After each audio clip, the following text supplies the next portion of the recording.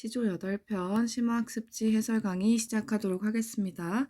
1차 집필 때와 마찬가지로 표현법은 빨간색, 초록색은 내용, 파란색은 단어, 필기로 확인하시고 강의 들어주시면 되겠습니다. 자, 우리 이거 수업 시간에 한 번씩은 전부 다 훑어봤던 내용들이에요. 그럼 여러분들이 빈칸을 충분히 채우실 수 있을 테니 강의를 듣기 전에 학습지 빈칸을 채우시고 강의를 들어주시면 학습에 더 도움이 될 거라 생각이 됩니다. 자, 저번에 말씀드린 것처럼 우리 이번 시조 8편은요. 그 시조 향유층이 확대되는 이 4가지의 흐름 중에서 두 개 작품을 골라서 보는 거다라고 말씀을 드렸었습니다. 무충이 사상 우국절이를 나타낸 작품 2개, 자연예찬 작품 2개, 기녀시조 2개, 그리고 사설시조 이렇게 2개 해서 8개의 작품을 보고자 합니다. 먼저 우리 연군, 지조, 충절 작품을 같이 보도록 하겠습니다. 첫 번째 작품은 방안에 혔는 촛불이라는 작품인데요. 배경 지식부터 같이 봅시다. 작가 정보는요. 수업 시간에 말씀드렸다시피 사육신이에요. 사육신인 이계가 이 작품의 작가이고요. 작가는 단종의 보교를 꾀하다가 처형당한 인물입니다.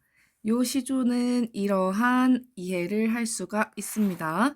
자, 이 시조는 단종의 현실을 지켜보면서 애태우는 심정을 촛불에 비유해서 형상화한 작품입니다. 사육신의 절이를 나타낸 절이가 중에 하나입니다.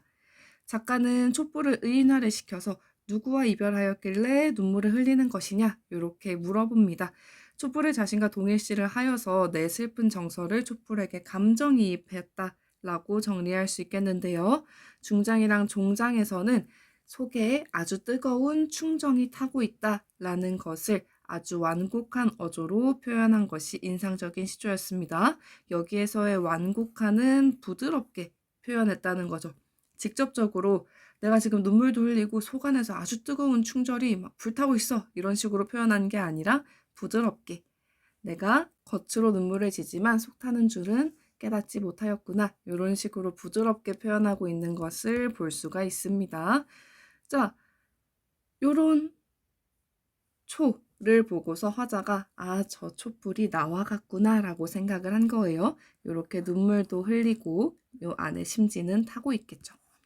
내용 한번 볼게요. 방 안에 혔는 촛불, 방 안에 켜놓은 촛불, 누구와 이별하였길래, 누구와 이별하였길래 이렇게 해석하시면 됐었죠. 여기서의 촛불은 감정이입의 대상입니다. 나의 감정과 촛불의 감정 라고 생각을 하고 작가가 이 작품을 쓴 겁니다. 감정이입에 대해서는 우리 여기에서 다시 한번 깊이 있게 살펴봅시다. 자, 겉으로 눈물 띠고 속 타는 줄 모르는구나. 겉으로 눈물이 흘리고 있대요. 이 눈물은 떨어지는 촛농, 흘리는 눈물으로 비유가 된 표현이고요. 속 타는 줄을 모른대요. 여기에서의 타는 속은 타들어가는 심지를 얘기하는 거고 속 타는 심정을 비유한 표현이죠. 자, 여기에서는 의인법이 사용이 되었습니다. 촛불이 누구와 이별을 하고 눈물을 흘리고 속을 태워한다 라고 이야기를 하였기 때문에 무생물인 촛불을 의인화시켰다. 이 구절을 통해서 알 수가 있고요. 저 촛불, 여기 이런 저는 지읒으로 바꿔서 읽으면 편하게 읽을 수 있다고 말씀을 드렸었죠. 저 촛불, 날과 같으여. 저 촛불이 나와 같아서 속 타는 줄을 모르는구나. 여기서의 촛불은 화자 자신이죠. 화자와 똑같은 감정을 느낀다라고 생각한 대상이고요. 속 타는 줄 모르는구나. 여기에서는 초의 심지임과 동시에 화자의 애타는 마음을 뜻하는 부분입니다. 미음이 날라갔네요. 자, 이렇게 정리하시고요. 우리 오른쪽에 있는 빈칸 한번 채워봅시다. 초장에서는요. 단종의 유배로 인해 애태우는 본인의 심정을 무생물인 뭐에 비유했어요? 그죠? 무생물인 촛불에 빗대어서 표현을 했습니다. 가운데 중장에서는요. 손록이 흘러내리는 것을 뭐에 비유했어요? 눈물에 비유했고 초심지가 타들어가는 것을 애태우는 심정에 비유했습니다. 종장에서는요. 자신의 마음이 속타는 줄 모르고 타오르는 촛불의 모습과 같다고 얘기하면서 단종에 대한 안타까움, 괴로움, 신하로서의 충정을 드러냅니다. 표현 기법도 같이 한번 볼게요. 일단 첫 번째는요, 감각적인 이미지를 활용을 했어요. 촛불이 타는 모습. 자, 우리가 바로 눈앞에서 보는 것 같은 그런 시각적 이미지를 사용을 했죠. 눈으로 볼 수 있는 시각적 이미지를 활용해서 화자의 애타는 모습을 드러내 보였습니다. 두 번째는 감정이입인데요. 감정이입이 뭐냐면 우리 요거 상충곡 할 때도 봤었죠. 감정이입과 객관적 상관물이라고 얘기를 했었는데 그 내용 혹시 기억나시나요? 객관적 상관물이 더 큰 범위, 그 안에 감정이입이 들어있다라고 말씀을 드렸었어요. 객관적 상관물은 화자의 정서와 관련이 있는 객관적인 물체들. 이 전부 다 객관적인 상관물이었고요. 화자와 정서가 달라서, 감정이 달라서 화자의 감정을 더 드러내준다거나 혹은 화자와 감정이 똑같은 무언가를 보고 더 감정을 불러일으킨다거나 하는 게 전부 다 객관적 상관물에 포함이 됐었고요. 그 중에서도 화자의 감정과 그 대상의 감정이 같으면 감정이입의 범위에 들어간다고 말씀을 드렸었습니다.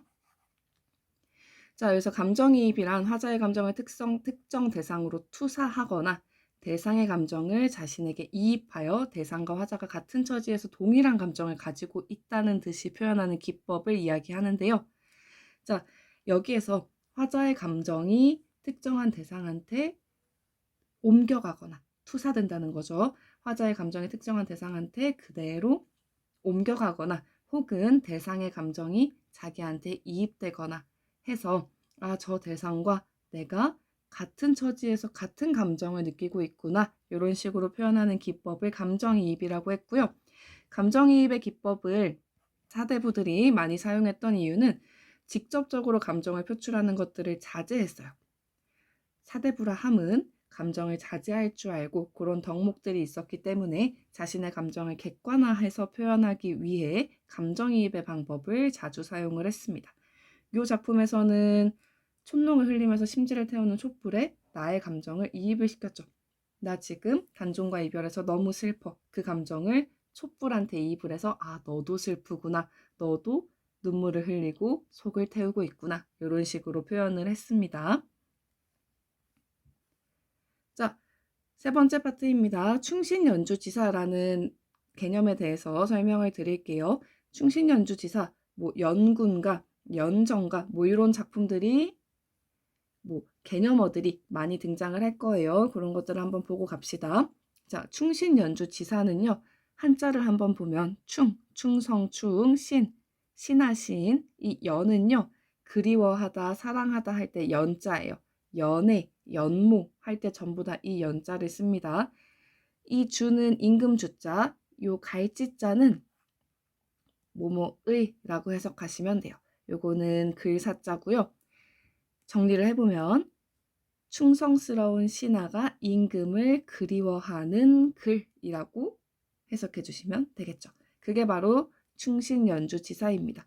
임금을 향한 신하의 변치 않는 충정과 절개를 형상화한 시가를 연군가 혹은 충신연주지사라고 합니다. 자, 그리워하다, 사랑하다 연자에 임금 군자 썼죠. 요거랑 의미 똑같은 겁니다.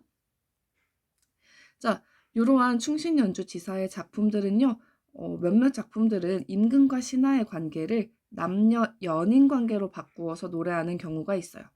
내가 떠나보낸 임을 그리워하고 이별에 대해서 슬퍼하고 이런 노래들이 있는데 그 상징적인 의미를 보면 임금과 신하의 관계고 나를 유배 보낸 혹은 떠나가 버린 임금에 대한 그리움과 사랑을 드러내는 경우가 있습니다.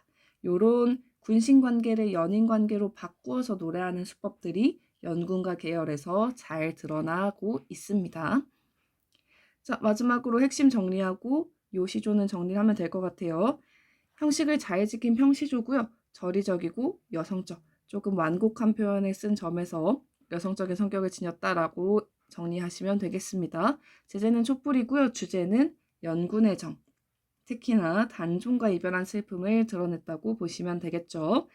특징은 완곡한 표현으로 자기의 절의를 드러냈다는 거, 그리고 촛불을 의인화시킴으로써 화자의 감정을 요거 오타예요. 특정한 대상, 촛불에게 화자의 감정을 이입했다라는 표현상의 특징이 있습니다.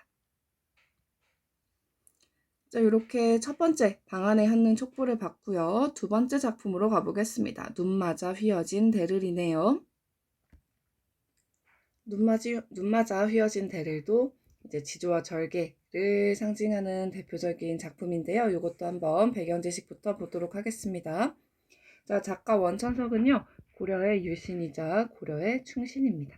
그래서 고려가 멸망을 하자 치악산에 숨어서 끝끝내 관직으로 나아가지 않았던 인물이에요. 이 작품은 눈 속에서도 그 푸른색을 계속 유지하는 대나무를 통해서 시대적인 상황, 왕조가 교체되는 시대적 상황에서 두 왕조를 섬길 수는 없다라는 작가의 굳은 의지를 드러낸 작품입니다. 고려의 유신인 작가는 시류에 영합하는 무리들의 회유에 동요되지 않고 끝까지 지조를 지키고자 했던 충절, 지조, 절개를 비유와 상징을 통해서 표현을 하였는데, 자, 여기에서 단어 요거 혹시 모르실까봐 뜻을 적어 왔습니다.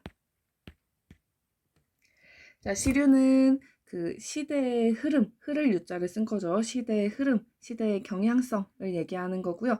요건 오탄데 영합입니다. 영합은 부귀영화할 때 영자인데 사사로운 이익을 위해서 아첨하면서 쫓아가는 거를 우리는 영합이라고 합니다.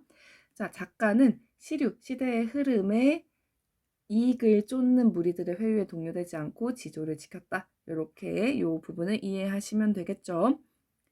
자, 사진을 찾아왔는데요. 요런 느낌이라고 봐주시면 될 것 같아요. 요 작품이. 요 대나무들은요. 푸른색은 유지합니다. 푸른색은 계속 유지가 돼요. 그렇지만 눈을 많이 맞아서 회유와 압박에 너무 고통을 받고 있다. 눈을 많이 맞아서 이렇게 눈의 무게에 의해 어쩔 수 없이 휘어졌을지언정 나의 푸른색은 유지된다. 라는 걸 말하고 싶었던 작품인 것 같아요. 자, 요거 앞부분부터 같이 볼게요. 눈 맞아 휘어진 대를 니라셔 굽다튼고, 눈을 맞아서 휘어진 대나무를 니라서 누구라서 굽다튼고, 요거 의문형이라고 계속 말씀드리고 있죠. 누구라서 굽다 하는가, 누구라서 굽었다고 하는가, 이렇게 해석하시면 됩니다. 상징성이 여기에서 많이 드러나죠.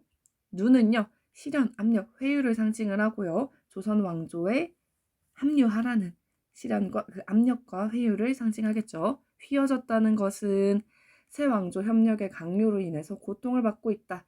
요 대나무는 충신의 지조와 절개를 상징한다. 라고 상징에 대해서 정리를 해주시면 되겠습니다.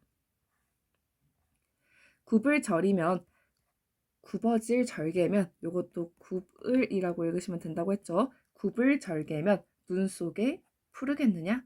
굽을 절개라면 내가 이 눈 속에서 계속 푸른색을 유지하겠느냐? 라고 얘기를 합니다. 여기에서 표현법 하나가 사용되었죠.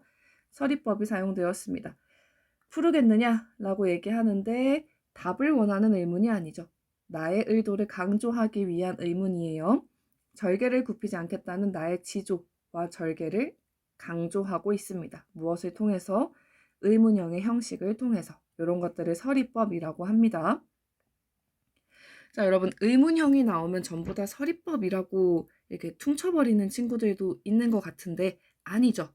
의문형이라고 해서 전부 다 서리법이 아닙니다. 서리법은 의문의 형식을 사용하지만 질문에 대한 답을 요구하는 의문이 아니라 나의 의도를 강조하는 의문이어야 되는 거예요. 아마도 새한 고절은 너뿐인가 하노라. 아마도 한결추위를 이겨내는 절개를 지닌 것은 너밖에 없구나 라고 얘기를 하면서 마무리를 하고 있습니다. 여기에서의 너는 대나무고요. 새한 고절, 절개를 지닌 것이 너밖에 없구나 라고 얘기를 하면서 대나무를 의인화시키고 있습니다. 절개를 지니는 건 인간이 가능한 일이니까요. 자, 여기서 새한 고절은 추운 가운데 외롭게 절개를 지키는 것, 추위를 이겨내는 절개를 지닌 것이라고 해석하시면 되겠죠. 자, 대나무는요, 높은 절개를 지닌 종재로 여기서는 형상화가 되고 있습니다. 휘어지지만 뭐 휘어질지언정 푸른색을 계속 유지하는 것, 절개를 지키는 것, 높은 절개를 지닌 존재로 형상화를 시키고 있고요. 이 대나무를 화자 자신과 동일시하는 시조입니다. 자신을 대나무에 빗대서 표현을 한 거고요. 끝까지 고려에 대한 절개를 지키겠다는 화자의 의지가 강하게 드러나는 시조였습니다. 자, 옆부분 한번 볼게요. 여기서는 표현 기법, 드러났었던 여러 가지 표현법에 대해서 말씀을 드릴게요. 자, 눈, 휘어진 대, 이런 것들은 아까 이렇게 정리를 했었죠. 이것들은 상징법이 사용되었다라고 보시면 될 것 같고요. 자, 이 부분에서는 뭐가 사용됐어요? 서리법이죠. 서리법을 통해서 절개를 굽히지 않겠다는 지조가 드러나 있고요. 대나무를 너라고 표현을 함으로써 의인법을 사용했다는 걸 알 수가 있었습니다. 핵심 정리 한번 해볼게요. 형식을 잘 지킨 형시조고요. 절이적이고 의지적인 성격이 드러나 있습니다. 제재는 당연히 대나무고요. 주제는 고려 왕조에 대한 지조, 절개, 충성심 이런 것들이 드러나 있었죠. 요 세 가지 표현법 등을 통해서 작가의 굳은 의지가 잘 드러나는 부분이었습니다. 자, 여기에 그 시조 개념 관련된 설명이 나와 있는데 요거는 수업 시간에 다 다룬 내용이어서 한번 살펴보시면 될 것 같습니다. 자, 이렇게 해서요. 지조와 절개, 연군, 충절 이런 것들을 다룬 작품 2개를 살펴봤고요. 우리 뒤에서는 자연을 예찬하는 작품 2개 한번 살펴보도록 합시다.